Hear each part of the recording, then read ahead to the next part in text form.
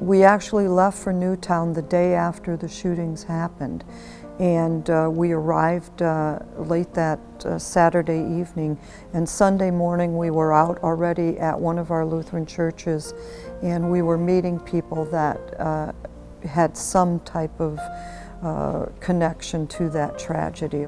We're the hands and feet of Jesus with the help of Four Paws.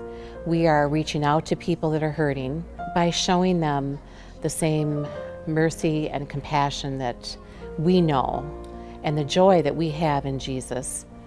We can share that with them when we come in with the comfort dogs, because they are a bridge.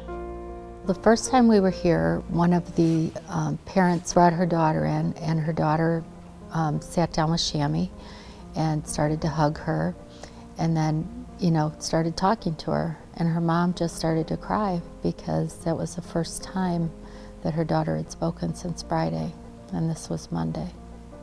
And so we've seen a lot of that. We've heard a lot of people say the only reason their children are going to school right now, even in the high school, is because the dogs are there.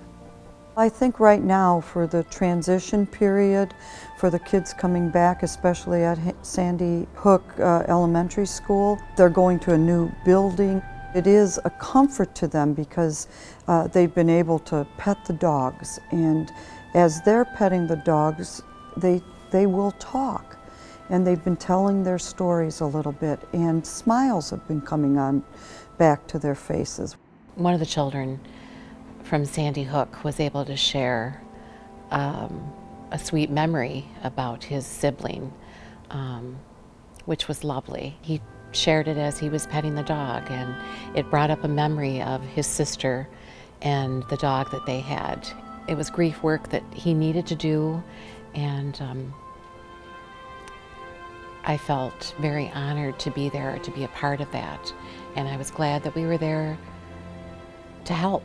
There's such a transference of energy and emotion that our canines take from the people that are petting them, that you can see it in people's faces. I mean, it's just, you can see it in their body language and how they relax when they start petting the dog. And it takes a few days and sometimes it takes a few weeks in tragedies like this for people to really open up. The program actually for the canine ministry started in 2008 due to a tragedy at Northern Illinois University where there were some shooting of students there. And we were working with another canine ministry, and from that we realized that the students were coming to the dogs even more than they were approaching counselors.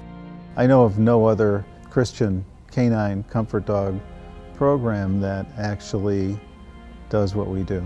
From the beginning of the breeding process, through the training process, through the vetting of the canines before we place them into congregations and schools.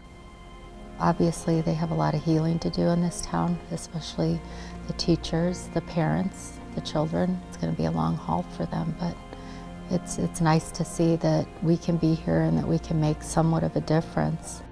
We don't want to just come into some place and then leave. We're still doing work in Katrina. We're still doing work in Joplin, Missouri. So we will, if there is a need, we will be back.